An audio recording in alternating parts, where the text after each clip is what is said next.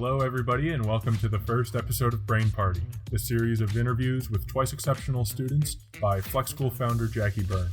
My name's John, I'm Jacqui's son, and I do a lot of the behind-the-scenes work on this series. At the time of recording, we are still practicing social distancing because of the coronavirus pandemic. We are also in the midst of political unrest as a result of the murder of George Floyd just over 2 weeks ago. Our thoughts are with those that have suffered and continue to suffer, either because of the pandemic or because of acts of injustice. In today's episode, my mom is interviewing Teddy. Teddy is a Flex School student in 7th grade that is intellectually gifted, yet has significant challenges in socializing with peers because he is on the autism spectrum. Today, Teddy will discuss what he loves, his challenges, his advice to teachers and parents, and what he learned from bullies. For those of you that might be unfamiliar, autism refers to a variety of challenges. For Teddy, being on the autism spectrum means that social cues and other subtleties or rules of conversation might not come as easily to him as they do to many others, which can cause him anxiety. For example, rules like saying hello back to someone, followed by how are you, is something that we do not explicitly teach, but that Teddy had to learn. Following Teddy's interview, my mom will interview Joella, Teddy's mom. These interviews were recorded separately and privately and were only compiled together in post-production. Joella will give further insight into what it's like to raise a complicated child like Teddy and what she has learned. If you are pressed for time and are specifically interested in Joella's interview, please feel free to skip to timestamp 45 minutes. Please enjoy.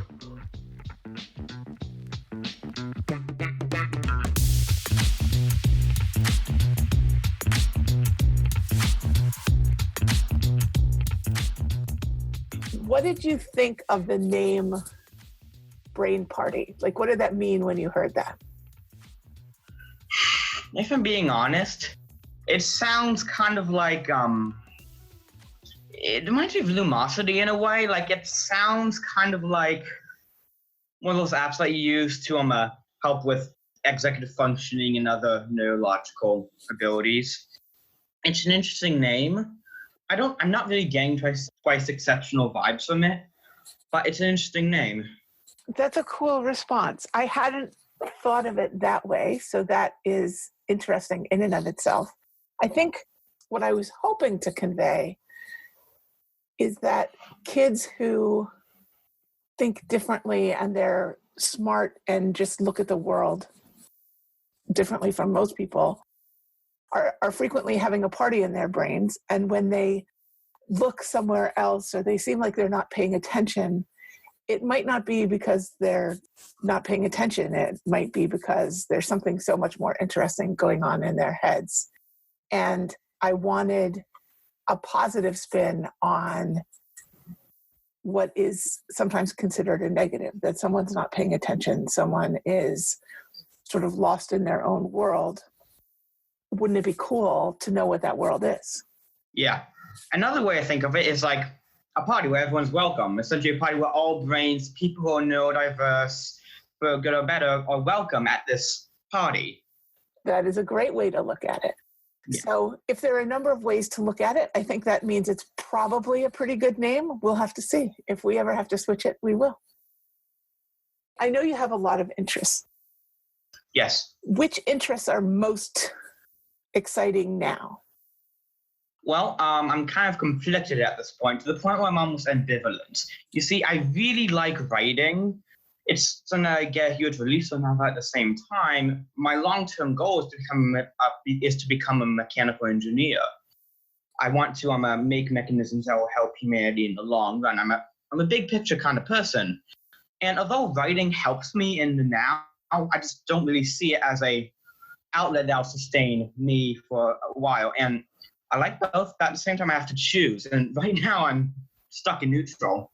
It's annoying. I can see where that's annoying.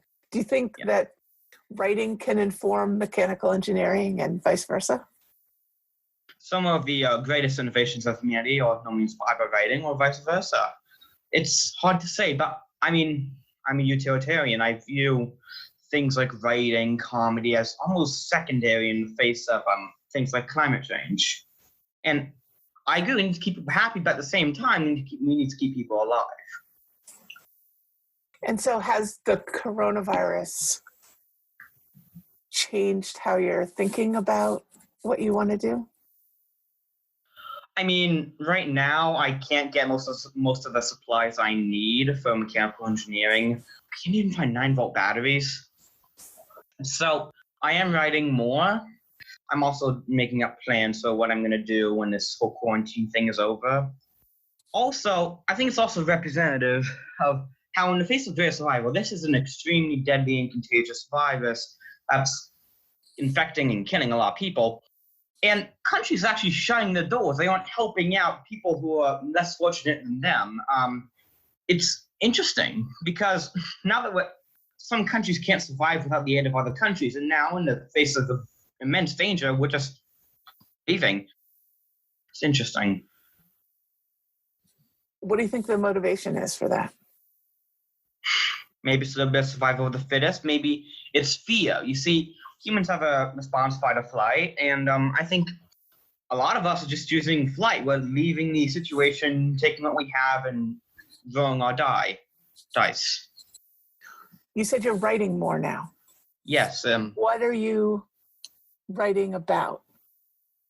If you must know, my latest piece is about a food critic, very classically trained. He's about like traditional preparation of food, and he comes across this restaurant that's the chef knows what he's doing. Like the food is different in a way that it's inconsistent. It's volatile, but in a very interesting way because it's something that hasn't really been done before. And this food critic, he's risking a lot by writing a positive review about this restaurant, knowing the backlash from his community of rather conventional cooks and critics. And in the end, he calls it a beautiful blasphemy to the fine art of cooking. What a wonderful phrase. Thanks. That is really terrific.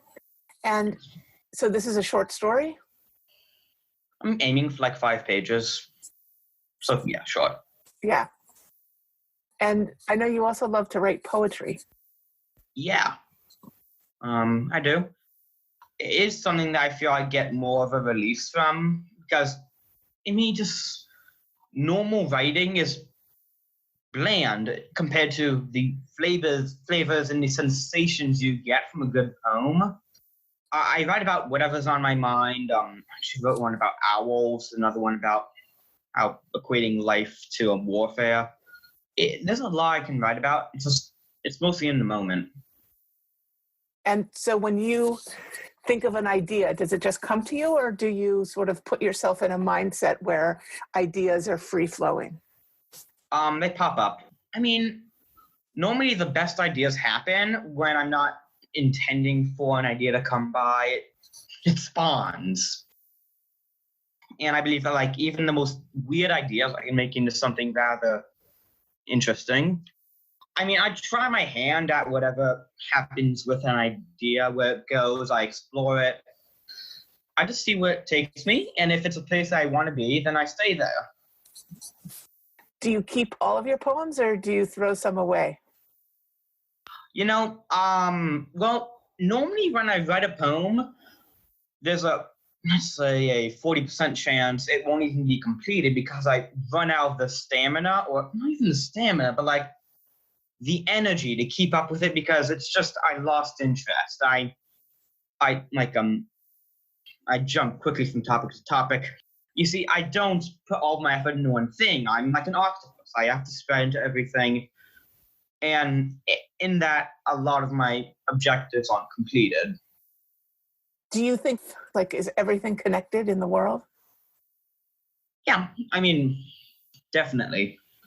Everything is related to something in another way. Decor, food, even politics. It's all interconnected, and I believe that. Well, part of why I'm just. Most of the things I'm doing are just trying to help out humanity for this difficult time. Like my big goal is to make a magnetic generator. So one thing I think will actually work. Hopefully. Isn't that what you were trying to do for your long-term project? You wanted to build an engine for Mars? Yes. However, due to these circumstances, I had to stop that because, for one thing, it's raining outside, so I can't even work it with my hydrogen forge. And the second thing is that I'm also making an alien language. You see, this is another thing of why I can't work on projects wholeheartedly. I can't stay interested in something long enough. It's really interesting because 1 minute I'm so set on making this interesting video game has 3 factions and you can it's all about original combat, and then the next I'm thinking about what the ideal form of ingots would be for stacking and storage and transportation. It's very, it's not challenging, it's more amusing. I mean, if you are spectating what's going on in my mind, you'd be like, holy cow, this kid's on the fritz. But I think it's something that's kind of, I don't want to come off as full of myself, but I think it's interesting. I'd say that the sporadic channels of my mind and consciousness are how I come up with some of the better ideas I have. So you're having a brain party. Yes, exactly. All of these things that are going on in your head make it difficult to choose one and pursue one. But do you think the flip side of that is that they help you make connections among things that are disparate? Interesting. I guess not. I'm not sure. I don't know. Where do you think creativity comes from? That's an interesting question. I think it's because, in a large sense, humans are bored. We've always survived. We don't have to worry about not dying. Now we have to worry about pleasing ourselves and essentially living. And I think it's just because I think I like being creative because it's a release for me. It's something more enjoyable than simply surviving, and B, I feel that it's almost a responsibility as a human to do something besides survive in the wilderness. I don't know. I think your concept of switching from survival to thriving and living is apt in countries where things are more developed. I think obviously there are countries where surviving is still at the forefront. We're lucky to live in the United States. But also, do you think that that's changing with being sort of under quarantine because of the coronavirus? Interesting. It's an interesting thing. When a pack of wildebeest is fleeing from a forest fire, if one of their members falls behind or breaks something, they don't stop for the injured member of the herd. In fact, even if everything's going normally, if an injured wildebeest suddenly falls down from exhaustion or whatever, they will just keep on running. I've seen it with my own 2 eyes, and it's painful because as a human, as something that's capable of empathy and sympathy and compassion, I can't imagine leaving someone like that behind. However, if it is their own wrongdoings that have brought them to this stage, or I shouldn't say that, I believe in the goodness of humanity. I think it's our responsibility, because we are capable of this empathy and higher thinking, so to speak, to help out those in need. However, in the meantime, if we can't sustain ourselves, we have to focus more on ourselves, and we can't help other people if we can't help ourselves. It's like on the airplane, they say if you need oxygen, you should put your own on first and then help a child. It's interesting. What about the European Union was set up so that people could move freely across borders and trade, and that wasn't the only reason. And so now, if, as you say, people are closing borders and not helping each other, do you think that they're mutually exclusive, or do you think you can close a border and still help each other? Interesting. I mean, some countries are very black and white with these kinds of situations. I mean, we can't really send supplies to other people without risking our citizens' lives. Like, there has to be someone to fly the plane, someone to carry the boxes of toilet paper and other essential items. At the same time, we also have to conserve our essential items for our survival. But, I mean, that's interesting. I do think that countries should do what we can to share resources, but at the same time, essentially means we can't let anyone be by anyone. No more gatherings of it's like 20 now. It's interesting. It's a catch-22 situation. We either help other people, or we risk by risking our own, or risk their survival while helping our own. We have to find somewhere in between, and in most places there is no in between. It's either survive or die. It's frightening right now. It is. And I believe that in these kind of situations where like the chips are actually down, it's not politics, it's not fat cats playing around anymore. This is people's lives are in danger. And I believe that, like, they say military training is worse than actual combat. I think it's the opposite for us, because like peacetime is where we can lollygag, and now more importantly prepare for situations like this. And I don't think we've done a good job about that. I think most people would agree with you on that one. I know you like to read also. Yes. Are you reading a lot more now or less? I'm reading the same amount. I'm actually I'm getting into 3D modeling. Use Blender, and it's kind of demanding. I have to memorize a lot of things, so I don't read as much.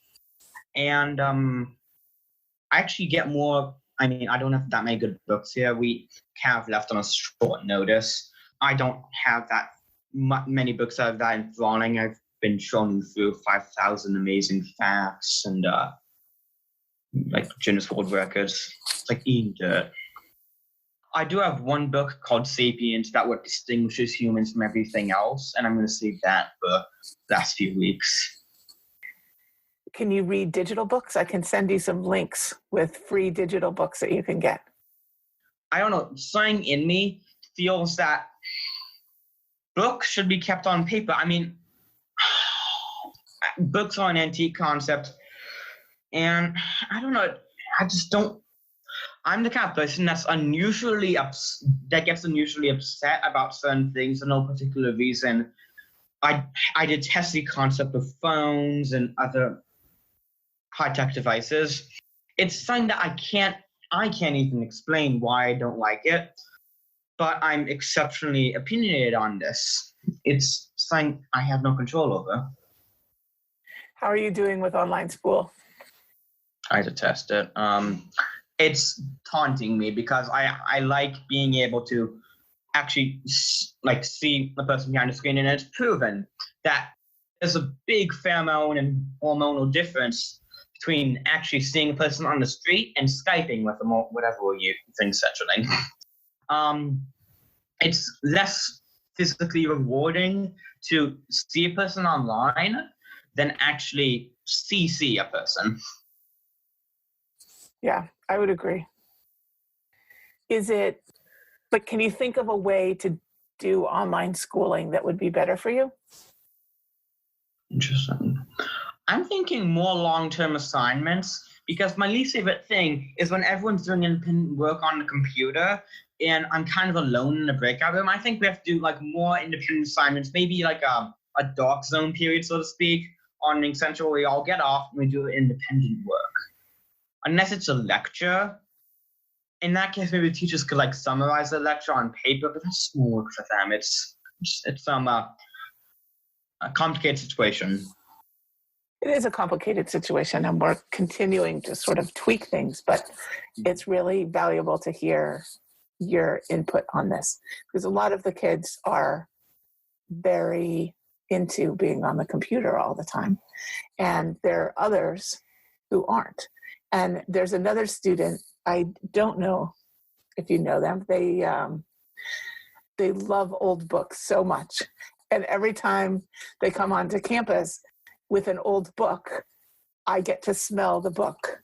because the smell of old books is so fantastic, and it just takes you to another place. So it's really cool. I understand the love of reading a book.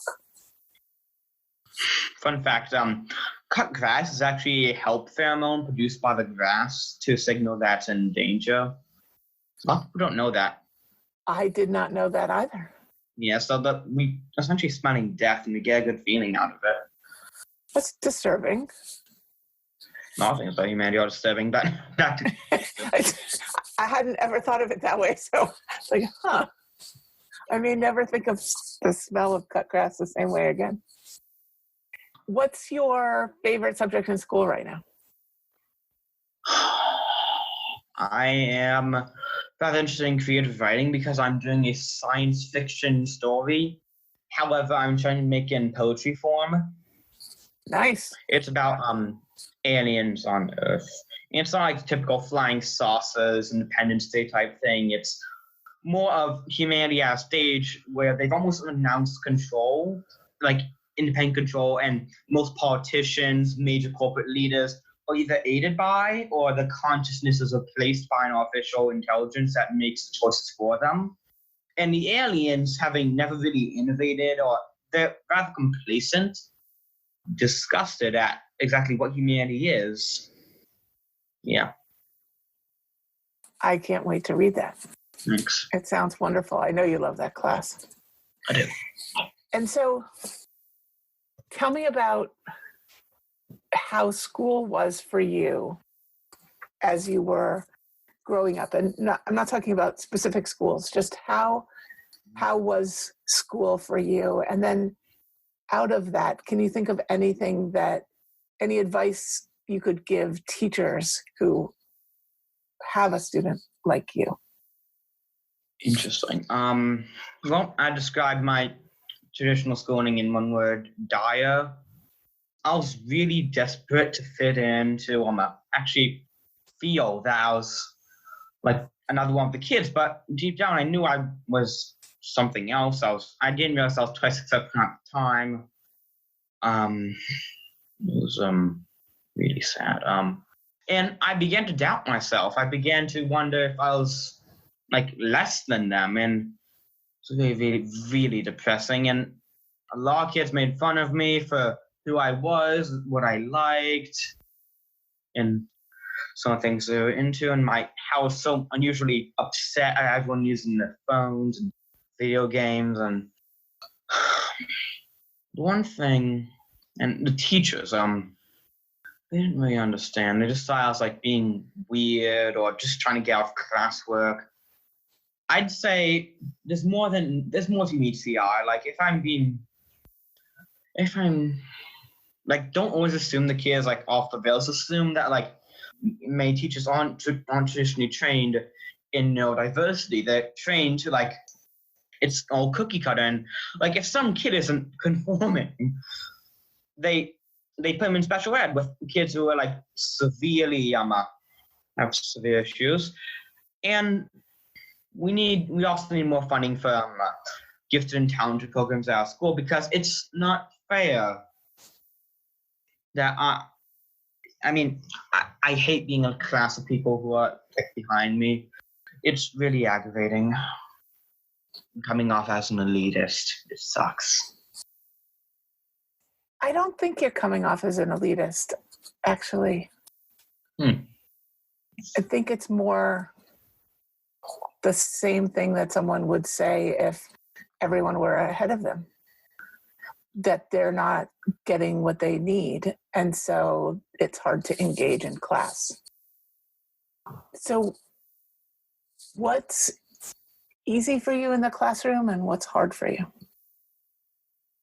What's hard? I cannot follow social cues. I don't understand the norms of the classroom. I'm very impulsive in what I say. Make a lot of really political and raunchy jokes.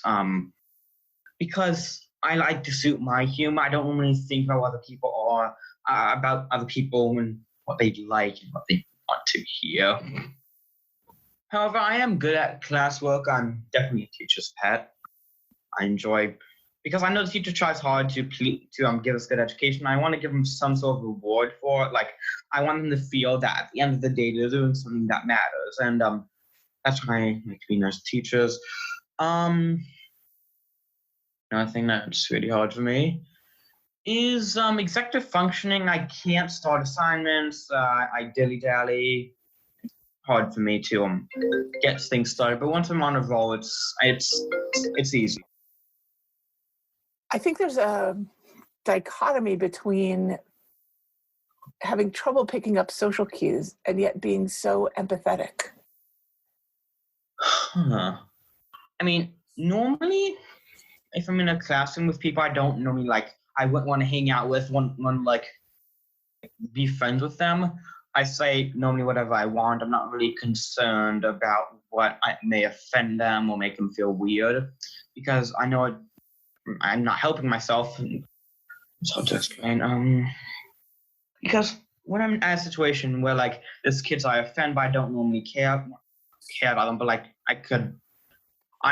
they just aren't the kind that interest me. I'm not very concerned about what they may be thinking of me, because I know we aren't compatible. Whereas if it's someone who I actually care about, or someone I think we could actually have a friendship, I will take into consideration what they're saying, what their ideals. However, at the same time, I do believe in debate. Essentially, if you're stuck with one point of view and no one's allowed to challenge that view, then it's a standstill. No one can learn. And I believe in opening up new ideals. However, most of those ideals are about mature person people after school. Yeah. Do you think people see how much you care when they meet you? I mean, as a cynic and a self-critic, no. From a logical standpoint, maybe. I've never really thought about it that way. I would say that some people do see how much I care about certain things, the effort I put into stuff. Normally it's the teacher, but other kids, they don't really. I mean, normally when people are giving presentations in science or show and tell, you're so wrapped up in what you're going to say, how you're going to make it great. You don't really care for anyone else at the show and tell. And normally most of my effort and care comes through in my work, and people are kind of wrapped up in their own work. I don't really see it. You mentioned that you have executive functioning trouble, it's difficult to start things. Yeah. There are a lot of people like that in the world. What do you think teachers could do to help kids like you? Well, I believe a big part of executive functioning is having the experience. As Dwight Schrute says, experience is the best teacher. Essentially, in order to get bad at something, you do have to fail at it a few times. Stand up 7 times, fall 7 times, stand up 8. It's no proverb. I think that the main reason people actually get really good at executive functioning is either they're constantly reminded, which won't always work, because the parent isn't always going to be there reminding them to do their homework, but rather forgetting to do their homework. And it depends on the kind of executive functioning we're talking about. But for me, if I get a bad grade on something, I immediately ask what I can do for extra credit, and I do the extra credit it's a stern reminder of what happens if I don't work on my assignment as soon as I can. I think I learn through failure, as most people do.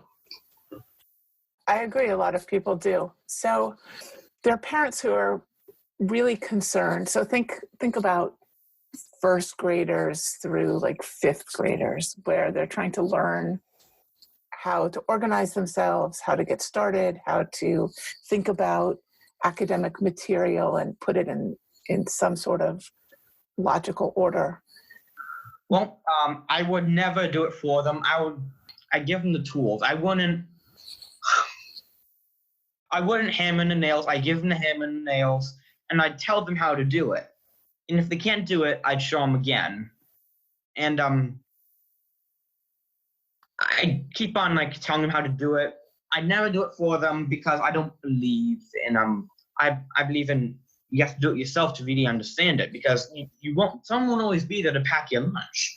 You have to learn how to pack your lunch, and I mean, a big thing is priority. What is most important? What is most pressing?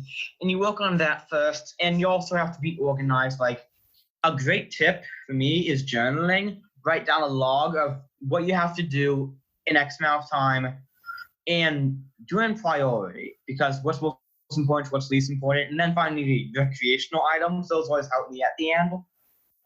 So that's like your reward. Yeah. I think there's a difficult thing that parents struggle with, which is, okay, where's the line between modeling an executive function behavior for a child and doing it for them? Yeah, and then where do you pull back so that they can do it themselves, and how much do you let them fail? Interesting. You see, if the child is unable to perform the task, like if they physically can't pack the lunch because it's like 2 years old or like a toddler, you do it for them until they are able to. And then at that point, you're like, would you like to help? Would you like to help me in the kitchen? So they learn, they see what you're doing. And then maybe one time you ask if they would like cut up the apples for their lunch, and you slowly relinquish control. And yeah, definitely the child's probably going to cut his apple the wrong way, or it's going to get all oxidized. And when it comes to you for help, you just tell them what to do, and they'll learn. I mean, there is this point where, because there's a very fine line. Actually, it's not a very fine line. It's an extremely broad border between helping your child and doing it for them so they don't have to do anything. I believe a good way to think of it is, when my child has moved out, really need me to do this. That's a good way to look at it. Yeah.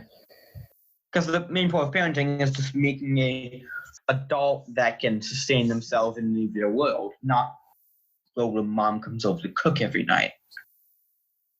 That would be nice, but but you're right. Let's go back to your making your own lunch analogy. Something like cutting an apple can be dangerous. Okay. And yet it doesn't really matter how you cut it. Yeah. I mean, there's definitely a right and wrong way to cut apple. You don't cut horizontally, cut it vertically. I mean, but apple chips are cut horizontally. You have a point. I mean, it depends on what they want. I mean, I tell them how I do it, and then maybe after that they can go on and modify it to their own liking. But first, start out with how I do it, how I see it works. And if they don't agree, we talk about what we can do better. And I mean, of course, that becomes dangerous. Actual knife, we can use a splitter, like the little die. So what about something that's less tangible? What about if somebody said, Teddy, I want you to make an engine. Is that better than saying, let me show you how to make an engine? Well, it depends on what skill level the child is at. I mean, I know how combustion engine works. I don't know if I could make one before I have on deck right now. I have to use some advanced application. But I mean, is that more interesting to you to be asked a question about make an engine, and then you have to figure it out, and you have to look at the different kinds of engines, or is it more interesting? I definitely fail a few times. I definitely come up with a few really, really, really terrible models. And I believe from those failures, I would learn, just like a parent, like a child who knows how to handle a knife, cutting an apple was the best way possible. Eventually, they find out that segments are awesome. And they definitely cut it the wrong way, a way they don't like a few times, and eventually they find it out. And yeah, they're going to burn through a few apples, but at the same time, they're learning from their mistakes. And if we don't give the child the opportunity to mess up, to fail, to fall down, they aren't going to learn how to stand up again.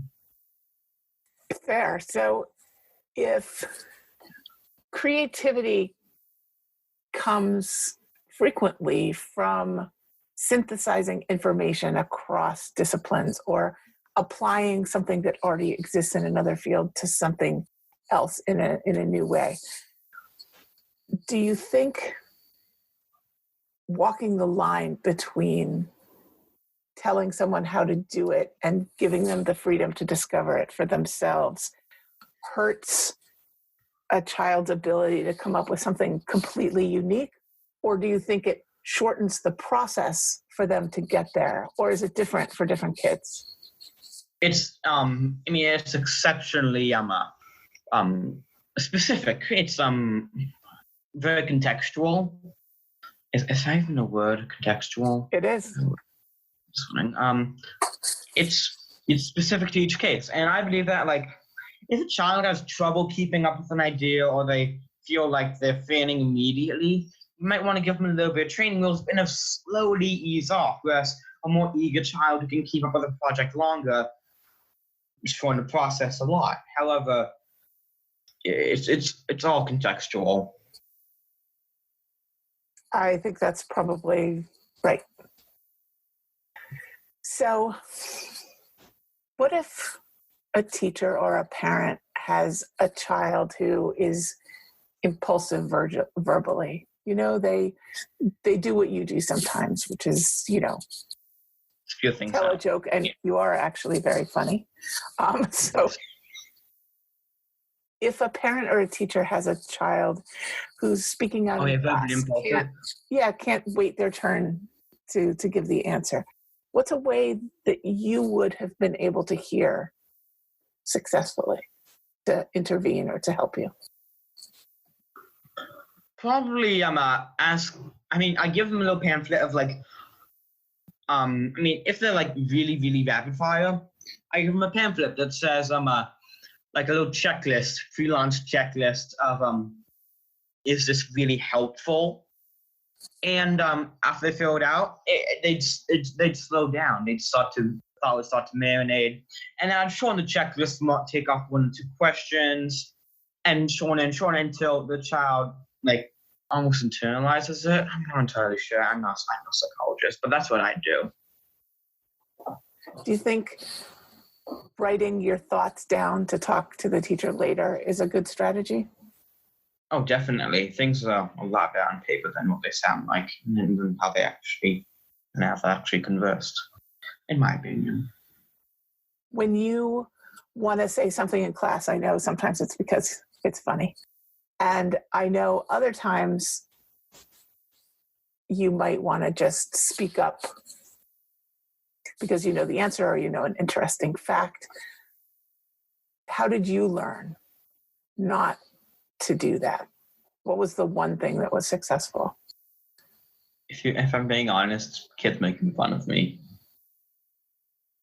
As real as it sounds, it actually really helped me. I won't recommend to anyone. I recommend a much more passive method. But it did help me. It's a painful way to get help. Yeah. Yeah, that's a very painful way to get help. Mm-hmm. Yeah. How do you learn best? By discussing something or by reading about it or by doing it? I definitely learn best about someone who has an opposite opinion. I asked them if we could talk about our different opinions, I'm a conservative capitalist, and my name says my name is on this child's farm capitalist. And I have this friend, Glee Newman. They are a liberal, and we talk about the ideal form of government and the pros and cons of each economic system. And I've actually learned a lot about socialism and other concepts of government, and it's actually very helpful for me. I'm changing my opinions. It's just a way, because if you're so strongly opinionated, you're going to get rid of any other thing that differs from you, you aren't going to learn. You're going to stay in the dark. And I believe a big part of just questioning and being a scientist, so to speak, is being able to have your ideals shot down. And and question them and be okay with conflict and just, that kind of thing. So, is there anything I should have asked you that I didn't? Any interest that you have that I don't know about or that is recently discovered? What exactly is twice exceptional in your opinion? Can you ask me that? It should be an easy answer, right? But it gets complicated when you go down and look at it further. So to me, twice exceptionality is when someone is very bright and they have some impediment to being able to access that intelligence. So that can be executive functioning, it can be dyslexia, it can be an auditory processing issue, slow processing, being on the spectrum, it can be all kinds of things. And to me, that framework helps a lot because it's not specific to one thing and it's not focused on the issue, it's focused on the child's intelligence and their ability to give to the world. And it's part of the same reason I chose the name BrainParty, because it's positive. And I think that twice exceptional kids have so much to give the world, and that their different ways of thinking and looking at the world are actually societally the greatest thing. Oh, definitely. And so I am hoping for people to listen to you kids and hear what extraordinary people you are and understand maybe a little bit more why you do the things that you do and how to help instead of hinder. Thank you. I define twice exceptional as definitely being neurodiverse in a sense that I'm a Gemini. Never mind, cut that out. I just see twice exceptional as being really good at something and not good at anything, the inability to be average. And I think that through this, definitely being smart is one thing, but being able to slow down because of whatever deficit you have helps you to understand that you should be grateful that you're smart, but at the same time understand that it comes with a burden, and that even if you're just smart with nothing else, you'd still find something else that wouldn't be so great in your life. And I believe that twice exceptional is a reminder. No, that's a good thing. Say it. I believe that being twice exceptional is kind of like a way to view that, you're gifted, but on some things, but I don't know. Never mind. Sorry, I can't complete that thought. Try it again, because I think that there's something valuable in what you're trying to say. Okay. I believe that if you're really smart, you're gonna find something to be upset about, something in you that isn't up to your standards. And I believe twice exceptional is that steps are already done for you. You're smart, but you have to find there's something in you that you don't like, that a deficit, so to speak. And I believe it's just, there's some deficits that clearly will affect you in your life, but at the same time, you can't let them define you. You can just say, I have severe anxiety, but I use that as, I just accept that. I don't try to bargain with it or just be upset about it. I accept. And you just have to understand who you are, and finding yourself is a large part of being twice exceptional, because there's no two cases of twice exceptional. That's so true. That was amazing, Teddy. And I'm so grateful to you for being as honest and open and thoughtful about all of your answers as you were. And I also appreciate that you shared some of the wonderful things you're interested in and how you think about those things. Thank you very much, Jacqui. It was a great pleasure to be on the show with you. Thanks. Thank you.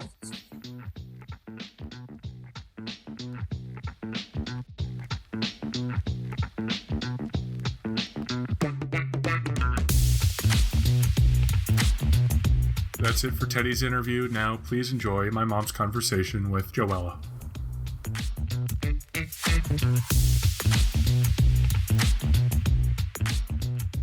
When did you notice that you had this incredible kid with some equal challenges? So he started nursery school in the twos. And when we had our very first parent-teacher conference, they had a fire drill. So she came out to her car and we had our parent-teacher conference in our car. And she said that Teddy only does solo play. He only plays by himself, but that he was obviously very, very bright. And so that was the first time that we started, having him evaluated, having someone in the classroom to get a sense for kind of what was going on, if there were any neurological things we should be mindful of or any additional help that he may need. So we had a sense for what was something different was going on before he was 3. We didn't know what. We didn't have the 2E twice exceptional diagnosis per se, but we knew that we were dealing with a really unique and special kid. When you started having professionals come in to evaluate him, was it scary or were you relieved? So I would not say that we were relieved because I feel like it was a lot of moving parts. I think that's the most difficult thing about a twice exceptional kid. If they came and told me he had a nonverbal learning disorder or he was dyslexic or it's a very clear path, right? If they have that kind of diagnosis. But for Teddy, it was, he wasn't autistic. He wasn't someone who had a nonverbal learning disorder. He was really, really bright. So you don't have that part of it where a kid needs special help because they need to be, brought up in certain classes. It was many different things going on, a lot of complexities. So I never felt for a very long time that we had a clear path and really understood Teddy, regardless of the number of PT, OT, speech pragmatic folks, psychiatrists, psychologists, learning specialists, behavioral specialists that we've taken him to over the years. It really wasn't until maybe we had the twice exceptional diagnosis when he was maybe 10 or 11 years old. That's a lot of specialists and a lot of wandering around in the desert. Yeah. Yeah. And there aren't necessarily, we've hired education consultants in the past as well. And unfortunately, twice exceptional is not as well known as I would like it to be. So, we've met with some very senior people, psychiatrists at Columbia, who, when he was 5 or 6 years old and first started hurting himself, still never brought the idea of twice exceptional to us. And in hindsight, it's so clear that's what he had. And I think that would have given him and us such a more clear path. We could have gotten him into a twice exceptional school and really been able to hone in on his strengths and his weaknesses, but really his strengths. And could not find somebody who could help us down that path. I think it's hard when you have to keep going to doctors to think about the good things about your kid, because everyone is looking for the issues when they're evaluating your child. And some of the good things come out within that. It's not like nobody's looking, but looking for a specialist almost guarantees that you're focusing on the thing that is not quite right about your own kid. Exactly. Yeah, and as a parent, you have to, right? Because you have to help them, but it creates this weird dynamic where you're looking for something wrong instead of right. Exactly. And they feel that something's wrong. I'm going to all of these specialists. Something's wrong. And you're spending so much trying to shore up and help him that so little time is left to have him focus on his amazing strengths, right? His writing, whatever it may be, he has so many strengths, and you're really focused on helping him with his weaknesses, which I think is our maternal instinct that we just want to help our kid where we see them struggle instead of necessarily focusing on their strengths, which you kind of check off that box and don't worry about. Yeah, it's hard to think about being gifted as a special need. What are the things that you appreciate about him? So I think that I appreciate that he's been through so much, and now I feel like he has a good understanding of himself, and he's starting to embrace the good natures of his quirkiness, right? That he's unique and he has amazing strengths, and he's starting to own what people perceive as a deficit or as a weakness, right? That's part of him overall, and I like that he can now articulate that about himself, and he's starting to own his uniqueness. And also, I mean, for Teddy, the thing that strikes me always is his sense of humor. It's just his comedic timing, and he's just, since he was a little tiny kid, he got SNL humor, which, A+ for parenting there. But he's an old soul. He's always been an old soul. And he got humor, adult humor, at a very young age. And I think it's allowed him to, as part of owning that quirkiness, is he has a very adult take on the world, which at times can be dark. We've gone through very dark bouts, but he's so mature and has that witty side that kind of gets him through. Do you think that he relates to kids now as well as adults, or do you think it's still mostly adults? I think that he is getting better at being able to find peers that understand that sense of humor and appreciate that sense of humor, or the topics that he wants to talk about. But I think that a typical 13-year-old boy would probably find Teddy not necessarily their cup of tea, right? I think that he does better with adults, and he also is amazing and very empathetic with kids that are younger than him. But I think that you have to be an old soul to be able to see in line with Teddy, right? You have to give Teddy patience. You have to have patience with Teddy to understand and appreciate his quirkiness and sense of humor. And I don't think there's a lot of 13-year-olds boys who have that in them to be able to do that. Yeah, he doesn't want to talk about what you would think is a typical 13-year-old conversation, and he's also not into sports, which is also a big topic for 13-year-old boys. Yeah. If you could go back to when he was 5, what do you wish that what do you know now that you wish you could have known then? That he'd get through.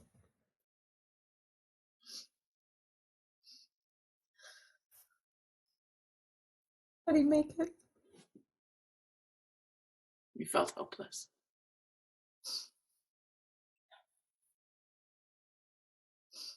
Yeah. Just that he would own his strengths, that he'd get there. So. And he is amazing. And I think everyone will hear that on the tape, but also maybe identify with. It's a journey. I know we both said the same word, but the journey. It's a journey. He's been to 6 schools. Yeah. He spent 3 hours a day commuting for years in different schools. And I wish we found Flex when he was 4. He'd be but I'm so proud of him. But it's been a journey. And I wish I could tell that 5-year-old that he'd be fine.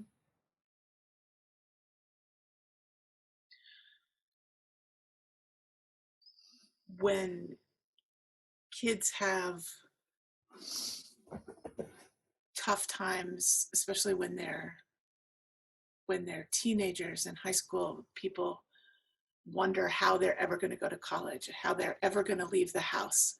And it's almost the same thing for you. If you could have been able to tell yourself he's going to be fine, it would have made your anxiety go down, the anxiety in the house go down, because he would have felt the difference. And the same thing happens with teenagers who have sort of collapsed in on themselves. And it's hard to imagine that they're ever going to get there. And they do.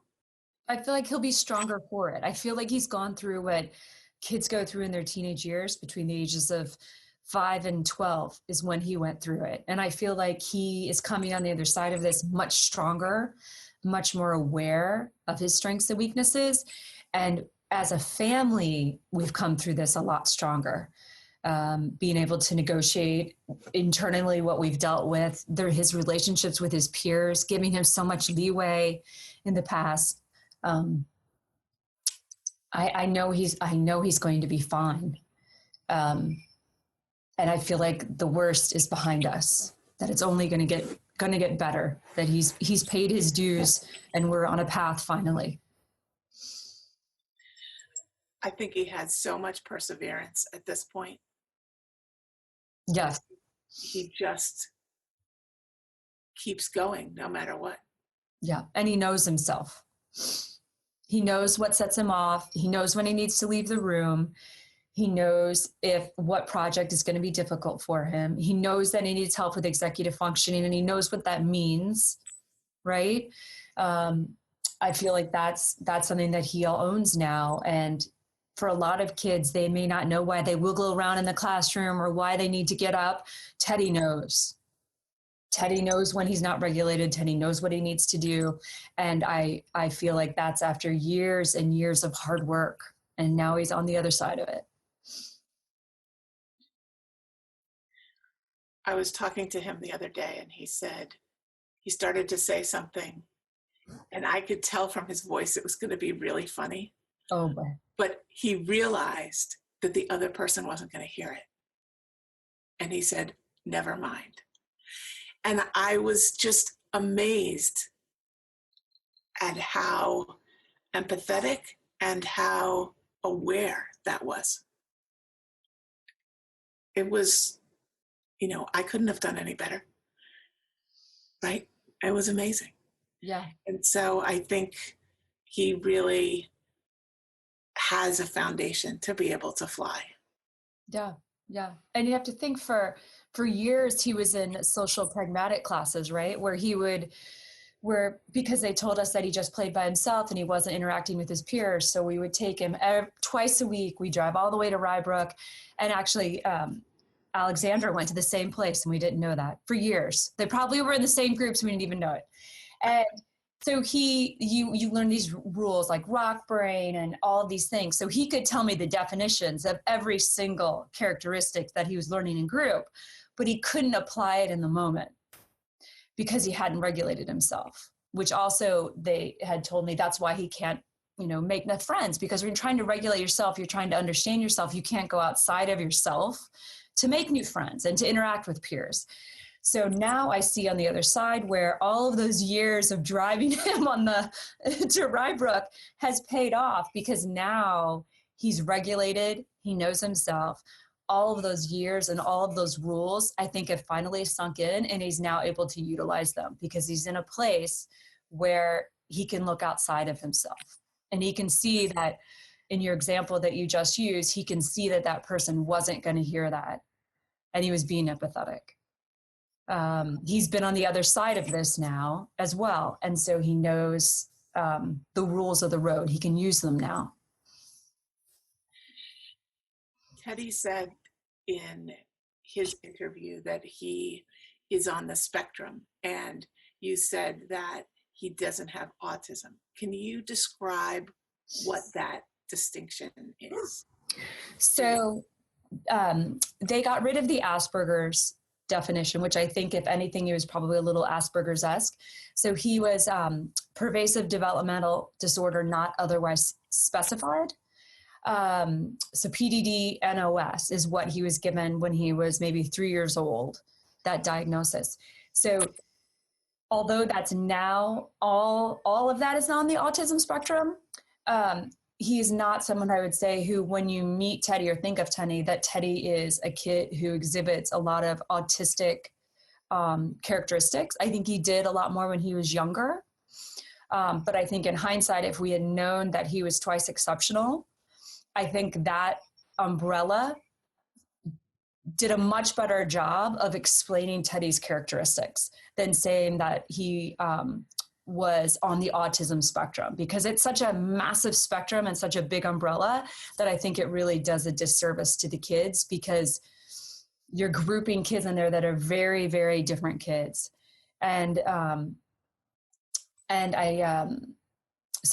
So I think he has characteristics, but I think that's really not what's driving the bus at all. It's definitely the twice exceptional, which really encapsulates him a lot better.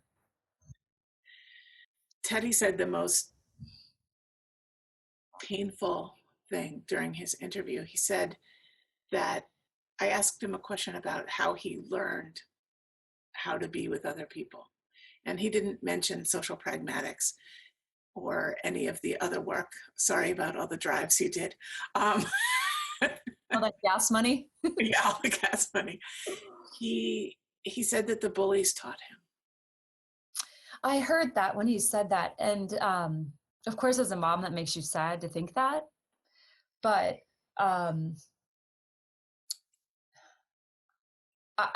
I feel like as a parent, I don't want to be a snowplow parent. I don't want to be a helicopter parent. Like, those aren't things that I should be protecting him from, right? There are bullies out there. And even as adults, we encounter bullies, right? And so I don't want to protect him from that.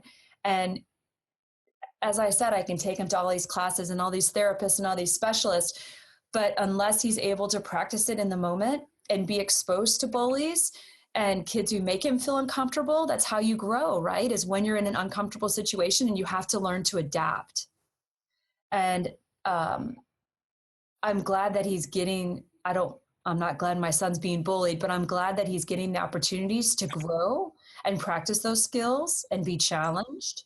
And it is unfortunate that it takes bullies, but it's a part of growing up and maturing. I think he said it so matter-of-factly that it felt as though he had really integrated his reactions, their reactions, what he learned, how painful it was. And I was really impressed that at his age, he could put all that together. And I don't think it's perfect, right? I think that, we've had, many calls from summer camp or schools or whatever, where he has not acted in the best way when a bully has said something to him or done something to him or excluded him from something. He's human, and we've had many bumps along the way, but it's heartening to know that in those instances, at some of those instances, he's learned from them and adapted. Because some of his, behaviors or actions, I think he would say as well, we're not appropriate and we're defensive, but not the way to go forward in the world. And it hurts. Him and you. Yeah. Yeah. Yeah. Part of the journey, right? Absolutely. So Teddy says that he's trying to choose between being a writer and some kind of engineer. And I asked him if he thought there was any way in which those two things related, if there was any connection.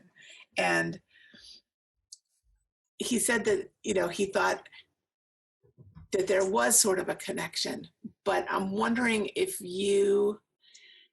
just wondering if you have seen him connect that writing brain and the engineering brain that he has, because they're really, each of them is quite extraordinary, and they don't always come together. Yeah, so I go back and forth about that because I think it's very difficult, as you said, to you can go to be able to connect those two. And we have a disagreement. It's funny.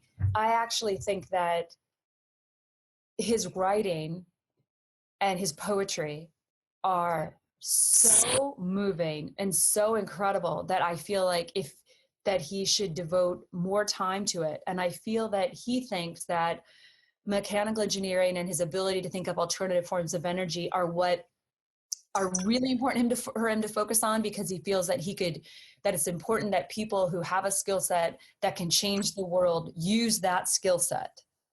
And he doesn't feel that he can change the world with his writing or poetry, which I just fundamentally disagree with.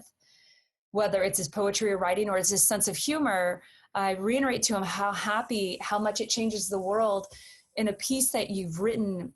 It changes people's perspective. It moves people, motivates people. That he doesn't see that. He really feels very strongly that it has to be engineering and his ability to create alternative forms of energy and to help the planet. And that is the most important thing that he can do with his life. And I don't know how he is going to marry the two. I feel like a lot of his writing at times is science fiction oriented. And I feel like sometimes it has a little bit of a science engineering bent. That's when I kind of see that side of the brain come through. But what we discovered in a really early age with Teddy is that it's his three-dimensional thinking. He can think three-dimensionally in space. So when Teddy, before he was 5, did the Death Star Lego set, which has 4,000 pieces, and they're all dark gray, and he did that by himself before he was 5. Wow. And he would sit down, and even though he didn't want to sit in the classroom for 5 minutes, he could sit down for 5 hours, no bathroom breaks, no eating, and complete a multi-thousand piece Lego set on his own when he's 4 years old, 5 years old, whatever, like super young, where his ability to think three-dimensionally in space was one of his really strong characteristics, but it's not exactly something you can utilize at the age of 4 or 5. It's not the kid who's a great math student or chess player or runner. So it was this amazing strength that he has that he couldn't use except in Lego sets. So I wonder at times how he's going to marry that three-dimensional thinking with his writing and with his interest in engineering. It's going to be fascinating to see his journey from here on and how he's going to marry all these. But I hope that he's happy and feels good about the fact that he has these many different strengths to feed off of, right? To go forward with. And that he brings all of them with him. Right. Nothing gets left. Right. Behind. And he can focus on that instead of, focusing on the weaknesses that he's perceived. Agreed. Yeah. Joella, thank you so much for talking to me today. Oh, you're welcome. And for sharing your story and Teddy's short story. Yeah, I hope it helps folks. It's a long journey, but well worth it.